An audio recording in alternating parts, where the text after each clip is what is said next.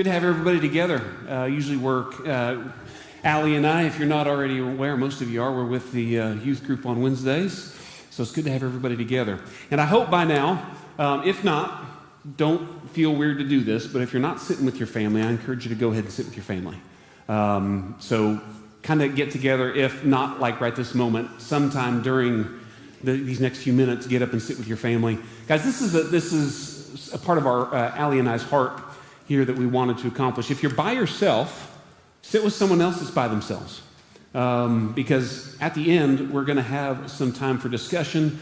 Tonight's going to be a little bit more informal. It's not going to be just kind of follow the normal order of service. So what we're going to do is we're going to have about 15 minutes of teaching from the Word, and then we're going to watch I think a 17-minute video, and it's part of this digital fast program.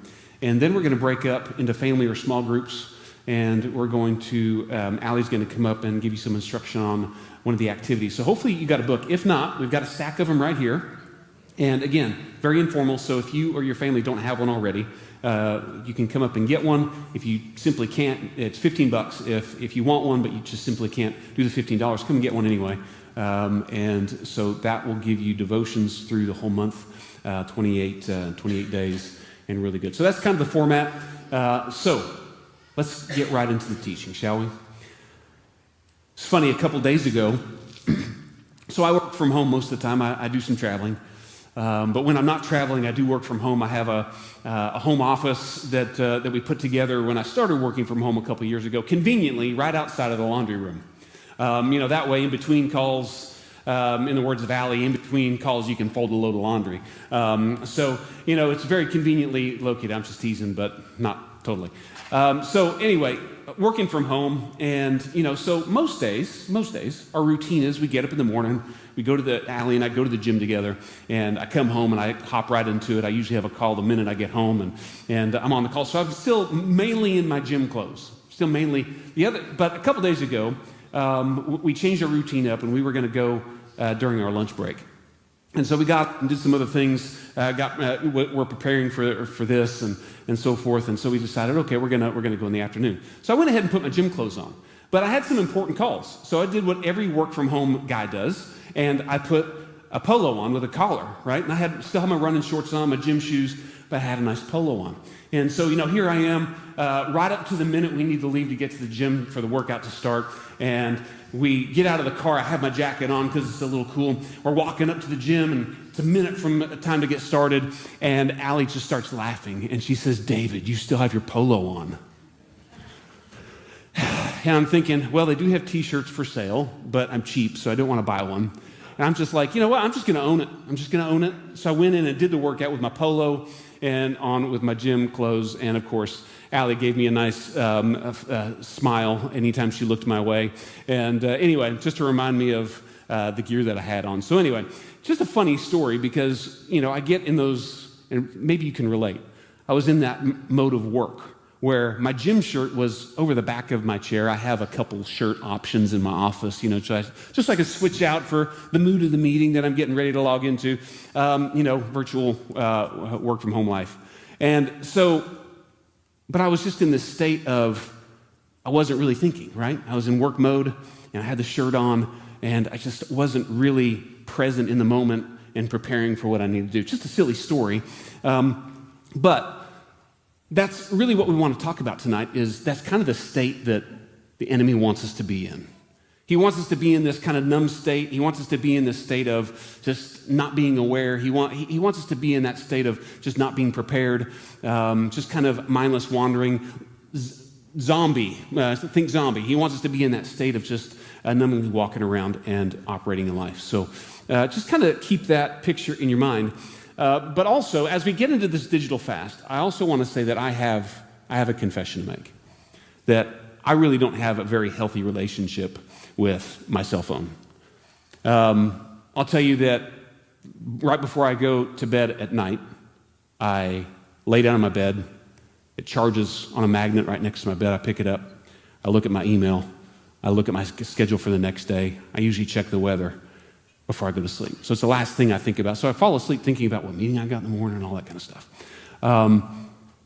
And then what I do in the morning, alarm goes off. I pick my phone up, and guess what I do? I check my email. Check what messages came in through the night from the other side of the world. Just wondering what happened, right? Is there anything that's urgent? I need to figure it out. I need to see. That's the first thing I go to. And even more embarrassingly enough, I did some traveling recently, and Allie was out of town with Eden and Mary Hope for a few days, and so we weren't together a lot over the course of like a 2-week period, and she came home from a 4-day trip, and she came home. It was like 10:30 at night, so it was late, and I was tired. I had a long day, so I had my shower, and I was just laying in bed, and she was getting ready for bed, brushing her teeth and things like that. And while she was talking, we were just chatting about whatever was happening through the day and the trip home and all that. What do? I grab my phone, and I'm checking the weather, and I actually go over to LinkedIn. Y'all familiar with LinkedIn? You might have LinkedIn as professional networking and things. And so I'm just seeing if there's any notifications. I didn't have any. It's just I open it up. Allie comes in there, and she's like, "What are you doing?" I'm like, "I'm just checking LinkedIn." She's like, we just got home. We've been apart for days. What are you doing?" And it was just one of those moments where I was like, I really don't know. There's no purpose for that. It's just kind of a habit, right? So I'm going to admit to you that I don't have very healthy habits with my phone. And I will say that there's even times when we're in church together and we're worshiping, I've been guilty of looking at my phone, picking it up, just unlocking it. Anything come through? Anything? No? Nobody need me? And so this is not, the digital fast is not being anti-technology, okay? It's not about throwing away our smartphones or getting rid of technology altogether. It's not suggesting we do this for the rest of our life. We're not suggesting that you abandon your work and your family responsibilities and everything like that for 28 days.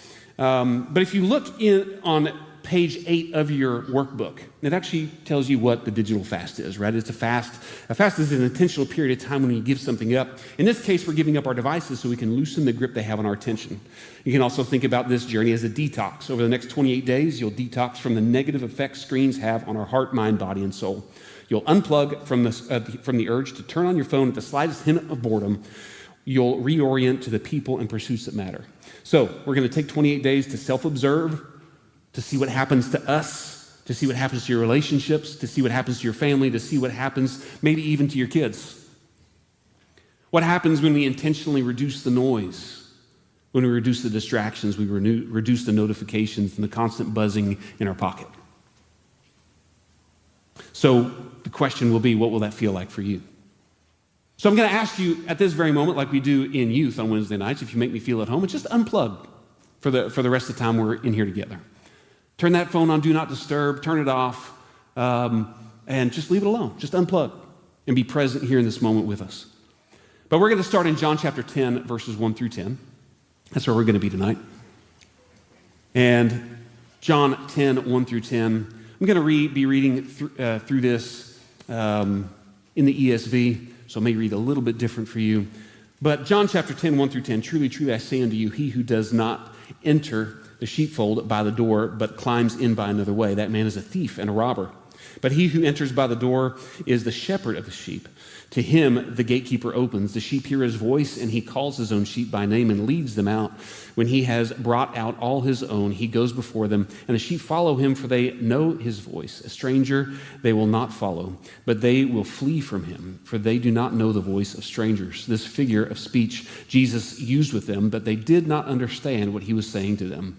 So Jesus again said to them, truly, truly, I say to you, I am the door of the sheep. All who came before me are thieves and robbers, but the sheep did not listen to them. I am the door. If anyone enters by me, he will be saved and will go in and out and find pasture. The thief comes only to steal and kill and destroy.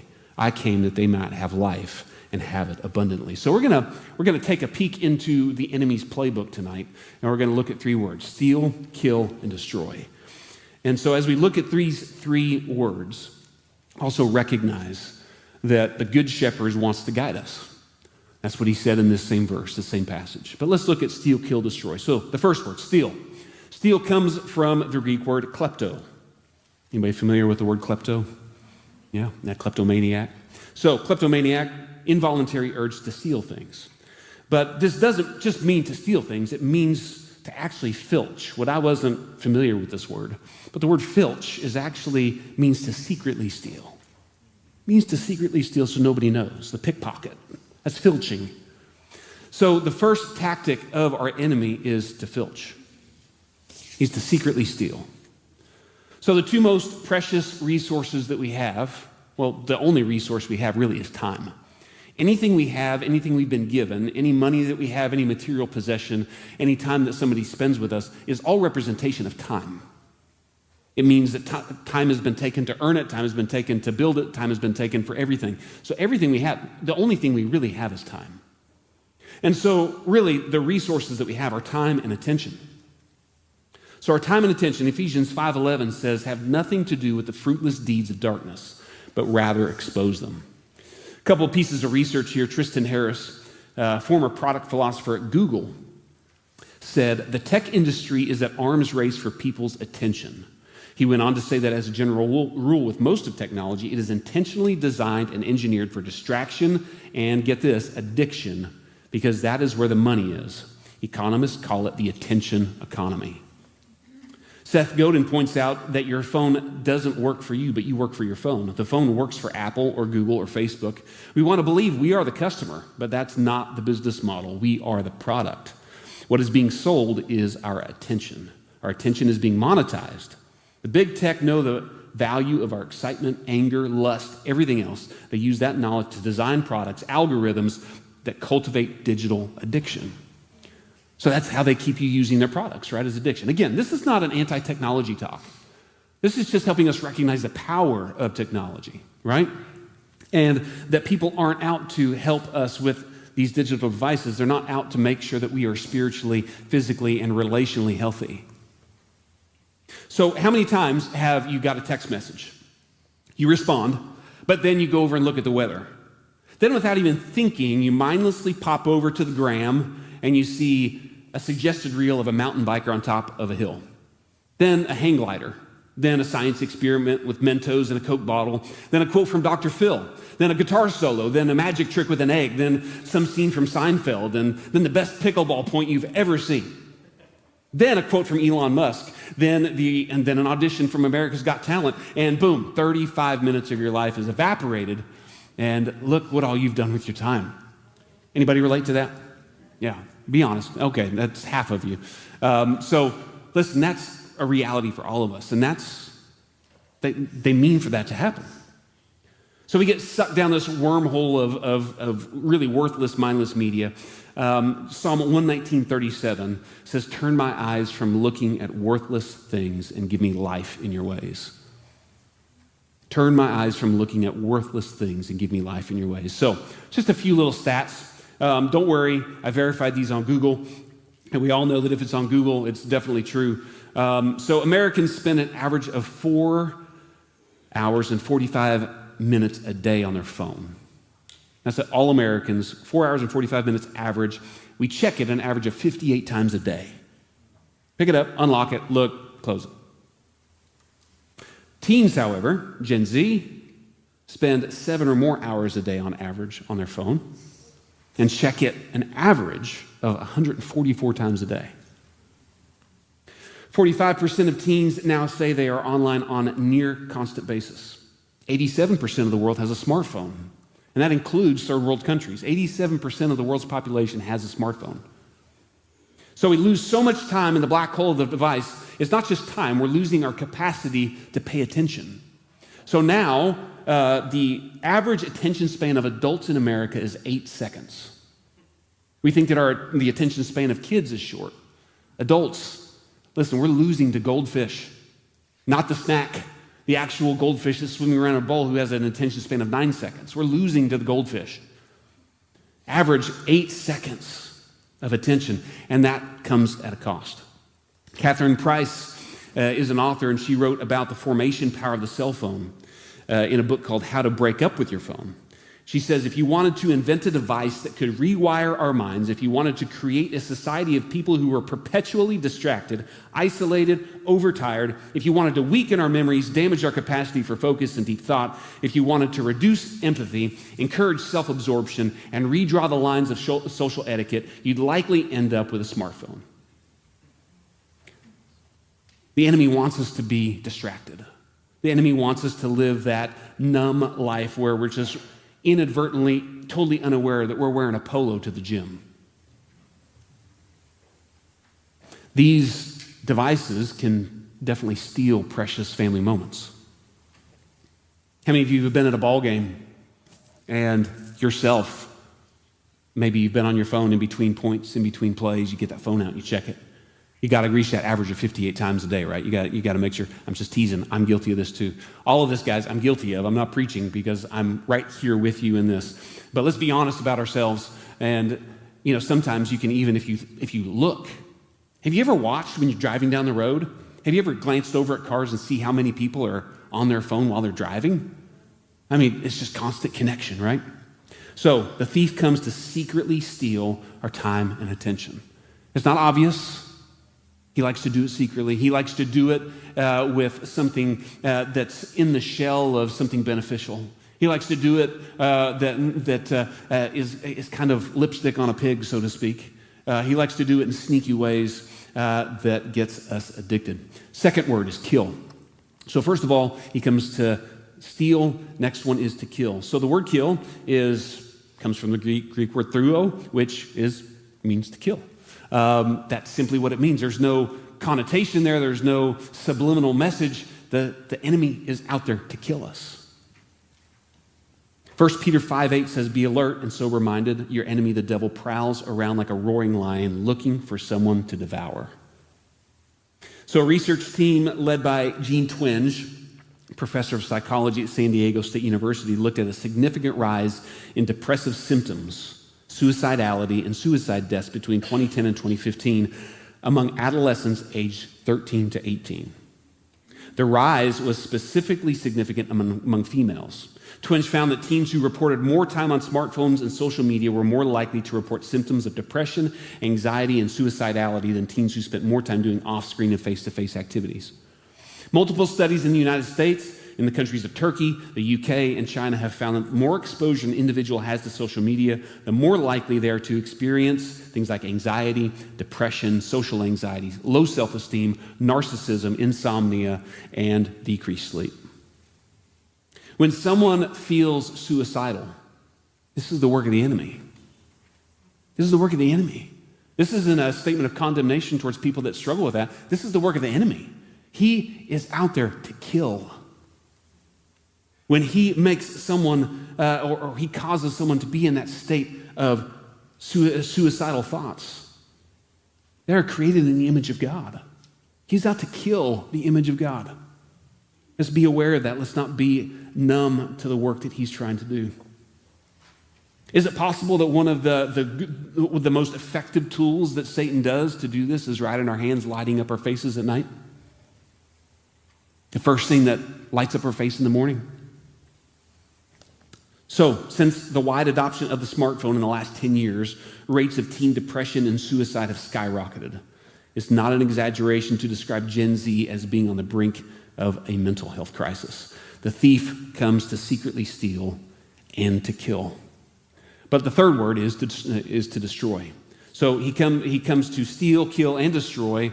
The word destroy comes from the word apolumi, which means to destroy, to perish, but it also means not just to take away life, but to make something void of flourishing. I have a little plant in my office. I have several plants in my office, but one of them is a very sickly cilantro sprout, and I mean, it's just drooping all over, and I'm just determined to bring that thing back to life. Right beside of it is a beautiful basil plant that's just blooming and leaves popping out and everything's very healthy. Satan's okay if we're the little cilantro plant, and it's okay if we're alive. He just doesn't want us to flourish. Right? That's what this verse is talking about. He wants to destroy a flourishing life. Research shows widespread impact of smartphones are destroying the next generation's ability to navigate the physical world. It's impacting the development of social skills, managing distress, managing conflict, and managing anxiety. Smartphones are also destroying healthy sexuality through constant and unlimited access to pornography. They give access to this explicit content to children, and they destroy intimacy in marriages. So through this series, you'll find some tools and some resources around how to help with those things in your home. But let's read John 10:10 again. The thief comes only to secretly steal, to kill, and to destroy. Destroy what? A flourishing life. But the Lord is saying, I've come that they might have life and have it more abundantly. God just doesn't want you to be the cilantro plant. He doesn't just want you to, okay, you've accepted my gift of salvation, great, let's sit there and shrivel. He wants us to flourish. So we're going to encourage you tonight for your family or for your small group to have a discussion. I encourage families to go home and have a discussion about digital media. Maybe your kids have phones, maybe they don't, but one day they will. Guys, this is a really important discussion, and this doesn't just talk about smartphones. This is talking about all electronics. It's talking about movies. It's talking about streaming media. It's talking about video games. This is important. So the first thing that we're going to ask you to do, or the digital fast is going to ask you to do, is starting tonight, make your smartphone dumb. Make your smartphone dumb. So this is the way to think about this, is to divide your apps into utility apps or distraction apps. Distraction apps are things like email, social media, news apps, games, web browsers, YouTube, streaming apps, Amazon shopping, anything that you would get on in a mindless, bored state, the things that you open up at the red light, the things that you open up in line at the grocery store, the things that you open up in the waiting room at the doctor's office, those moments, the things that you open up while you're laying in bed waiting for your spouse to brush their teeth and come to bed as well. Those things, those apps, those are the distraction apps, right? Utility apps are things like your phone, texting, calendar, airline apps, building and garage access, cameras, weathers, things like that. Utility. So divide them between utility and distraction. Eliminate everything that is a distraction app on your phone. If there's things that you can access on your PC, do that. And this may need to look different for some people. Me personally, this phone is not mine. This phone belongs to my company. They give it to me so that they can lovingly get a hold of me at any moment of the day or night. So it's their phone. They want me to have email on it. So I can't delete my email app. But what I can do is I can set boundaries, right? I can put it to focus and do not disturb. I can do things like that. So limit those digital technology and work apps and things like that. Or you can do something a little bit more extreme. You can say, you know what, no technology. We can, no movies, no TV, nothing for 28 days, which may work out for your family dynamic. I'm just going to go ahead and tell you, Allie and I have already talked about this, and what we're going to do is we've decided that, Friday night movie night is a thing in our home, and it's a thing that we do together. It's a thing that we look forward to, and so we're going to keep Friday night movie night. Pizza and movie night is a thing in our home, so we're going to keep that. But other than that, no TV, no video games, distraction apps, all those things are gone. So decide what you want to do for your family, but let's start with our smartphone, and let's eliminate the distraction apps. Again, not for your whole life, but 28 days, and see what happens to you. See what happens in your family, in your home. See what new hobbies and interests and curiosities your kids have. Maybe new hobbies and interests and curiosity that you might have if you eliminate the distraction. All right, so right now we're going to open up, Anna Kate, if you can start the video.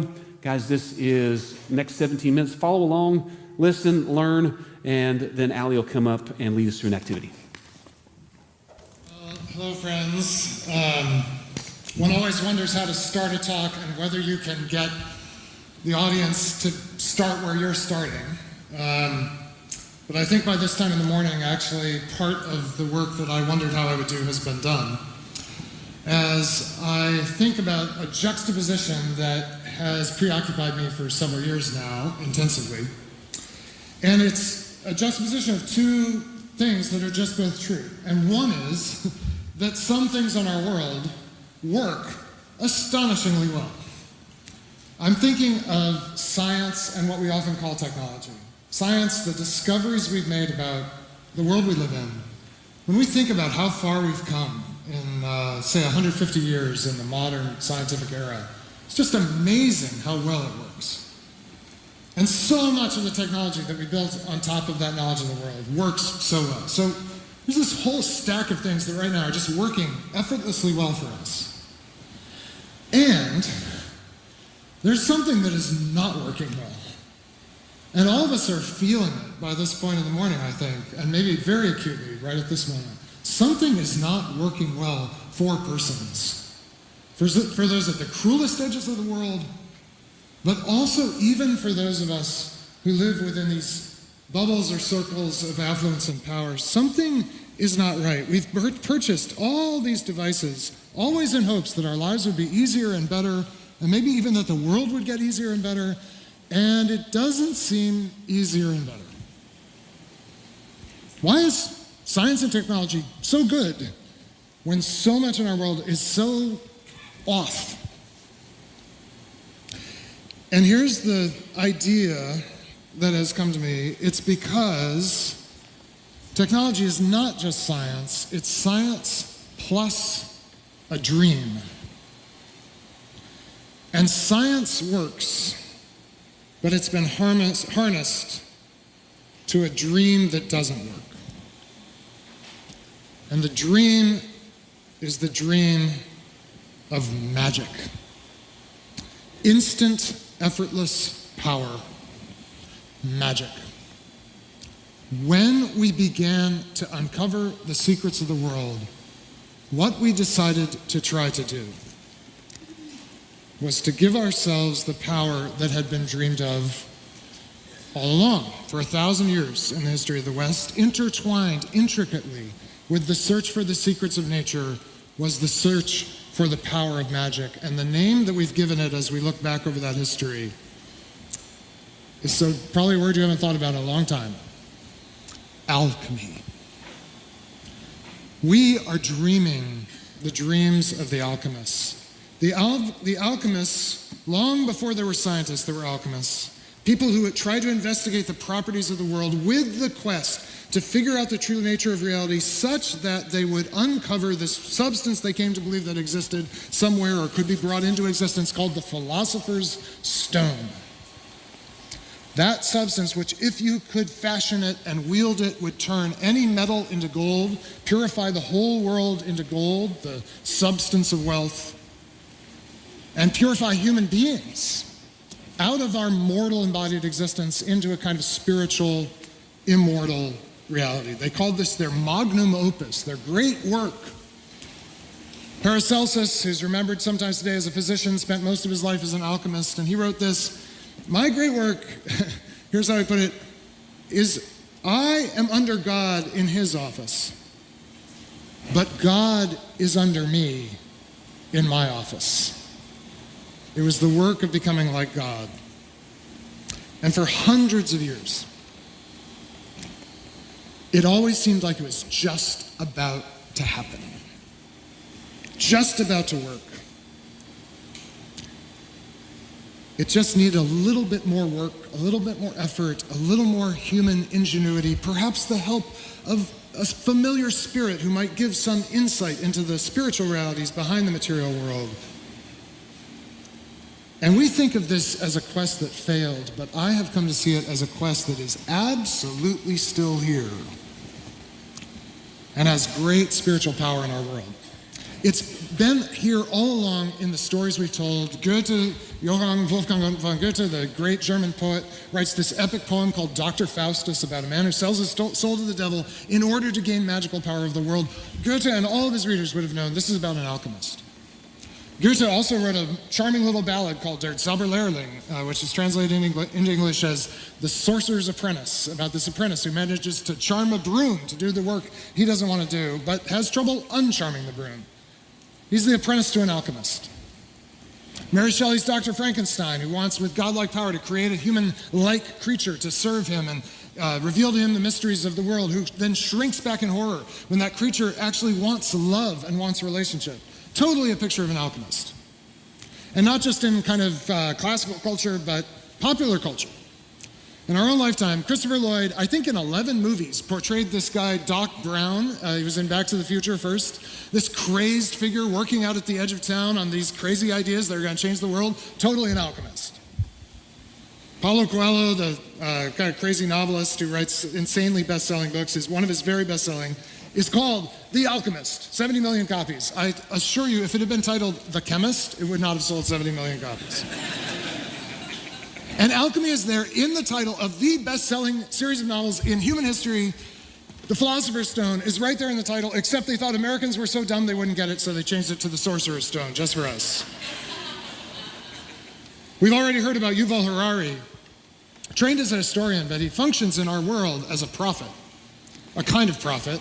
His follow-up book to Sapiens, which was discussed earlier, is a book called Homo Deus. And the very use of Latin, which none of us speak, invokes the kind of whiff of alchemy. But then the actual content of those two words, humanity, God, man, God, is the very dream of alchemy, though Harari never acknowledges it. Harari says in the opening pages of that book, published in the US in 2017, that humanity has conquered our ancient foes. 3 ancient foes that we always had to deal with. He says, pretty much we're done. The mopping up operations are underway. The 3 things we've always had to think about are plague, war, and famine. And we're pretty much done with those. So we can proceed to what he calls the new human agenda, technologically enhanced human happiness, the end of aging and the bringing in of a kind of immortal life, and he literally says, becoming like gods. He's an alchemist. He's a really powerful, persuasive alchemist. Now, ideally, Christians would be perfectly placed to be the resistance movement to this idea. Because this is not our dream. Our dream is not Homo Deus. Our creed, our belief is Deus homo factus est. Not humanity is going to somehow raise itself up, transcend its embodied material reality, and become like God. But God, who created us, became like us. Deus homo factus est. Homo Deus, this alchemical idea, gets both humanity and God wrong. Human beings are not imprisoned spirits that deserve unlimited control over the world. We are constitutionally creatures whose every breath is a gift. And the God who made us is not a magician or a sorcerer who coerces the world into conformity. God was actually able to become human and remain fully God because of the goodness of the creation of the world and the goodness of being created human. And when that fullness of God and fullness of humanity came into being, it came into being in a totally pre-technological time. None of our modern magic was needed for the most fully human person, the most fully divine person who's ever lived to bring flourishing wherever he went. So we should know that this is not our dream. We should also know that because it is not real, when we attempt to practice magic, it does not actually elevate us out of our human condition. It diminishes us. It doesn't raise us to the status of God. It causes us to dwindle to the status of things. Apprenticing yourself to a sorcerer does not actually ever turn you into a sorcerer, but it definitely can turn you into a broom. I was giving a talk about the Sorcerer's Apprentice recently, and someone raised his hand and said, I don't feel like a sorcerer. I do feel like a broom a lot of the time. The quest to make machines that magically act like humans, probably not going to work. But we'll get really good at making humans act like machines. That we can do. So the church has always insisted that its members renounce magic. But we just haven't sufficiently appreciated, we modern Christians, that magic is still here and must still be renounced.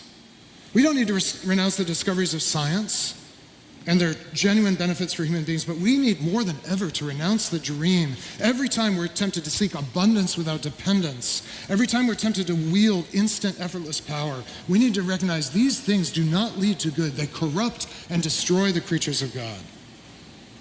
We need a resistance movement to the dream of alchemy disguised as science and as technological improvement. The problem is, we're kind of infected with the dream ourselves. We've become, as Christians, in certain ways, practitioners of instant, effortless power. We're mesmerized by money and what it can do. If only we could raise a little more for our cause. We're fascinated by spectacular growth, not least of things that are Christian. Have you heard how many people have watched, fill in your favorite self-funded Christian TV series? Like, wow, it's really growing, it's really going. We're finally having an impact. We're transfixed by impact, which is large amount of force, small amount of time, F over T. And we start to think, well, that's what we need. I need to have an impact. The gospel, doesn't the gospel deserve to have an impact in our world? A lot of other things are having impact. A lot of other things are going viral. Why couldn't the gospel go viral? It seems like there's an easier way out there to get stuff done, and other people have found it. So we Christians desperately try their spells, put on their hat, try to replicate their charms. And we do this, even though this is not the way that the movement of the gospel, the way, actually began. There was plenty of impact in the ancient world. Augustus Caesar had amazing impact. By the time he's 50 years old, people are celebrating his birthday in Priene in western Turkey and calling him the divine son, the Filius Divius. The power of Roman money, technology, military force remade the world. Rome was doing really well at that time, just like our time. Persons were not doing well, but Rome was doing well. And in that world, Jesus had told story after story of a kind of power that is nothing like magic. He used organic metaphors: yeast, mustard seeds, vines, fig trees, olive trees. I learned not that long ago how long it takes after you plant an olive tree to get an olive. Generally speaking, 8 years. 8 years from the time you plant a tree to the time you get an olive. That is like the opposite of impact. And ever since I've been asking myself, am I doing anything that I don't expect to bear fruit for 8 years? On the other hand, around the Mediterranean rim, Greece, Palestine, Israel, there are olive trees that are 2,000 years old that are still bearing fruit. And that has me asking, am I doing anything that I could reasonably suppose, or maybe in great hope and faith suppose, might still be bearing fruit in 2,000 years, because that also is the impact, that also is the opposite of impact. And this is how the first Christian movement grew. And I think it's actually still how every good thing grows then and now. What is it that doesn't bear fruit for years but then bears fruit for thousands? Let me just tell you a quick story that might illuminate it for us about a friendship, because fundamentally, I think in the end, the answer is kind of just to be friends. I was drawn into a household about 15 years ago. I got the key to someone's house. How many of you have the key to somebody else's house? I was invited into a home that was good at inviting people in. It was the home of my friend, David Sachs. He was a photographer, lived around the corner from me. We met through our mutual friend, the artist Mako Fujimura. And I got to know this artist who was making amazing commercial art, doing very well, and also made beautiful fine art, and lived with this beautiful family just around the corner from our home. I consider them some of my most Instagrammable friends, the Saxes. Angie was a costume designer on Broadway. David and Angie met in New York. They had these 4 gloriously cute, just beyond ridiculous amounts of cuteness kids. My kids are not quite this cute, but we would visit the Saxes and kind of feel a little of the charm wear off, try to get our pictures taken with them, and soak up this amazing, genuinely amazing family who were incredibly dear friends to us. On October 31st, 2011, a long time ago now, I got a text from David. I'll never delete it from my phone. He said, I'm in a hospital room at the University of Pennsylvania. I've just been told I have cancer. Please don't tell anyone else, but please come. David had stage 4 cancer of unknown primary, they call it. That is, we don't know where it started. It doesn't matter. It's everywhere now. And the first doctor who saw him said, I can't help you. You're going to die. And then a few other doctors said, well, we've got some medicine. It's pretty brutal. It'll give you a little bit of time, but we can't outrun this thing.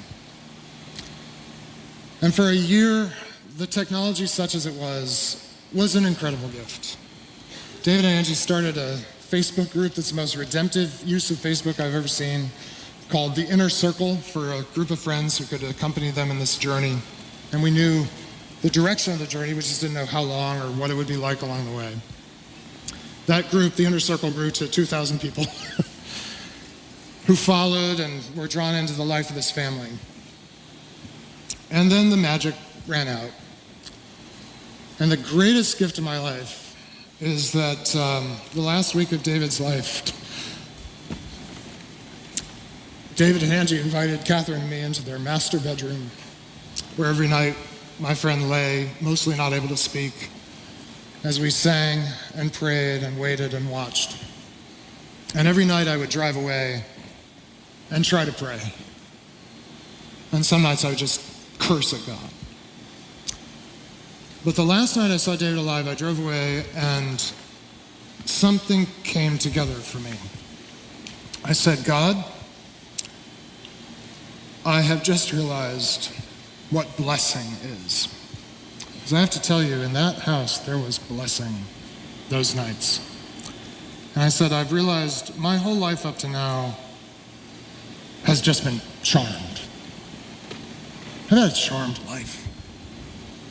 And for a while, David and Angie had a charmed life. Charms come to an end. But blessing doesn't. We bury David, we await his resurrection at the restoration of all things. And I have a feeling it's a 2,000-year story that's just starting. You're going to hear about all sorts of things that are going to start working. Oh man, for the first time at Q, I'm going to go 20 seconds over. You're going to hear about all sorts of things that are about to start working. And maybe they will in some ways, but they're not going to work well. The alchemy's not going to deliver. Plague, war, and famine have not been conquered. Our magic will run out in so many ways it already has. But God has us here for a purpose.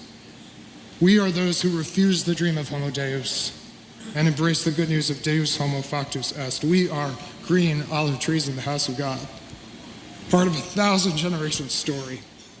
We can be simply ourselves, fully ourselves in the life we're given. And that means we will be those who stay with suffering longer than we thought we could bear.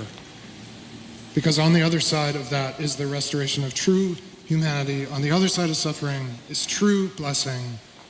And we are called to live that hope to the full, even and especially in the world the alchemists have made. Thank you. Thank you. All right. How about that?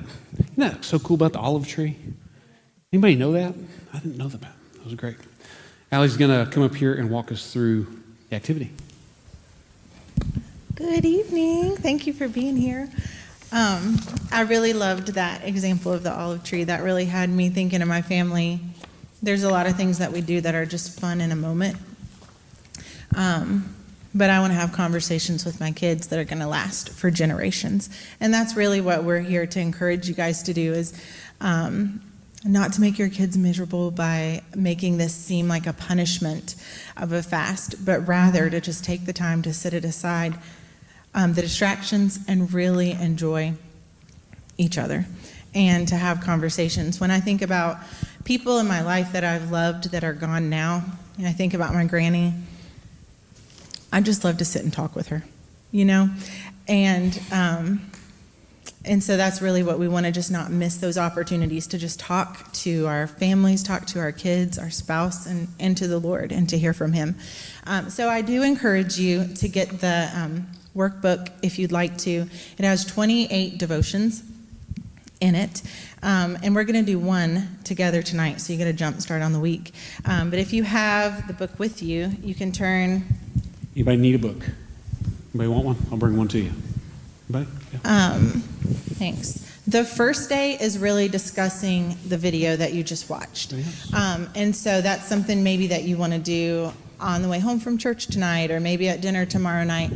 How are we trying to become like God? One of those areas that I feel like God revealed to me this year was there's a lot of things in my life that I just try to control. And that's not something that God has for me. He's in control. He has for me to live a life of faith and trust in Him.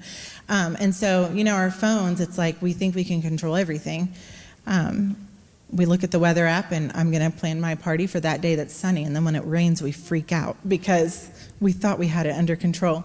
And so control isn't something that God has for us. That's something that is his job alone. But so I encourage you to have that conversation on that video. But if you look on page 24, it's day 2. It says paying the price. And it has the verse there, John 10:10, that David spoke on there. But in the last paragraph there, it says, Jesus didn't just identify the playbook of the enemy in the scripture. He also showed his own. I am come that they may have life and have it to the full. While the enemy's goal is to destroy a flourishing life, Jesus offers us a better way. We get to be intentional rather than controlled. And so that's the goal of stepping back from our devices a little bit so that we can re-enter the relationship with them a little more intentional. So on page 25, it's this green page, it has all these areas to look at and see which areas have been stolen or hurt by excessive screen time. I know for me, sleep, that sometimes is one. I'll just get on there scrolling or watching something, and the next thing I know, it's 2 a.m. And I'm like, oh, I'm irresponsible. I'm going to pay for this tomorrow. Family time, that's one of those things that I'm with my family, but am I really with them? We're distracted. They're talking to us and we're looking down. I heard a quote this year that said, our children deserve the dignity of our eyes, not just the top of our heads. And that really spoke to me and was like, oh my goodness, how many times are they talking to me? And I'm looking down. Creativity. We ever feel like, I just don't have time. I used to paint, but I don't have time anymore. So all of these things you can kind of go through in your group and see which of those do you think are being affected. And then if you turn on page 26, this is really the activity for tonight. It has boxes for hours in the day. And so it assumes that you sleep 8 hours a night, hopefully, if you're lucky, and then that you're awake for 16. So the big challenge is to get your phone out, go to settings, scroll down until you see the hourglass, and then see what is your average daily screen time. I don't know how to do it on Android, sorry. So what we want you to do is look at your phone, see how much you're on your phone each day, and then start marking those boxes off and see what you have left. I will say for me, I use my phone through the day. There's like an audio book that I'll use for history for school, so I'll turn it on. So some of it is, a good use of a time. But for me, what really stuck out to me, this is so embarrassing, is how many times I pick up my phone a day. Some days it is definitely over 100 times in a day. So for me, as I was going through this, I'm like, gosh, when I look at my responsibilities, I think that a lot of days I have like 2 to 4 hours of free time. But if you would ask me, do I really have 2 to 4 hours of free time? I would say no. If I did, I would do all kinds of things, all kinds of artsy things. But what I realized quickly was I don't have those 2 to 4 hours because I waste them in 1 and 5 and 15 and 20-minute increments, thinking that every time someone texts me, I have to respond right then. Or every time a phone call comes in that I need to take it right then. And so for me, what this really made me want to do is just set times in my day. Okay, I'll check my phone at this time, I'll check it at lunch, I'll check it in the afternoon, instead of allowing myself to just check it all through the day, because I think I'll find I actually do have time to paint. And then on the next page, it has a little wheel of life.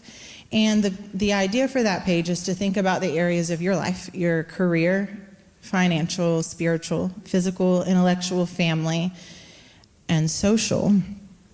And I think for a lot of us, if we think about those areas, everything's just kind of, how's your job? It's all right. Stressful. Well, how are things financially? It's stressful again. What about spiritually? I love God. I don't find a lot of time to read the Bible or pray. Or physically, I could lose a few pounds. Intellectually, another confession. I buy a lot of books and I don't read them, but they get my interest, so I buy them. So anyways, you can go through there, and I think for a lot of us, we can look at those areas and just kind of be like, everything's kind of, and that is not the life that God wants us to have, that flourishing life where really think about these areas and it's like, I don't work, I stay home with my kids, so financially, what can I do? Well, how can I save and get excited about it? It turns out I do have time to read a chapter of a book a day, and so all these things. So what we want to encourage you to do is just get with your family or a few of your friends here if you have time to stay and talk about the things like, what are your goals? How do you want these things to flourish? And then make an intentional plan to have the full life that God wants you to have.